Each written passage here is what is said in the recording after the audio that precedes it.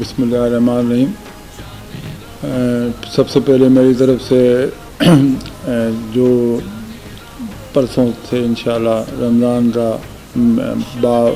برکت مہینہ شروع ہونے والا ہے، ان سب پہ میں ساری قوم کو اور سارے مسلمانوں کو جو دنیا بھر میں بستے ہیں ان سب کو مبارکباد دیتا ہوں۔ اور یہ مہینہ جو ہے وہ بڑی بابرکت مہینہ ہے، اس میں ہمیں اپنے پڑوس غریبوں اور اپنے ملازموں، اپنے پڑوسیوں، اپنے رشتہ داروں کا خیال رکھنا چاہیے کہ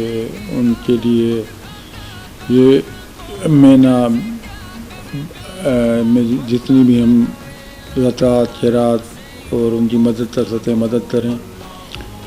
اور دعاؤں کا مہینہ ہے، برکتوں کا مہینہ ہے،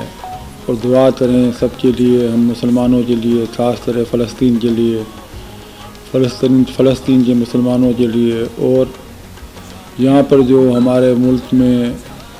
جو معاشی بحران اور جتنی آج کل حالات اور کاروبار کے اور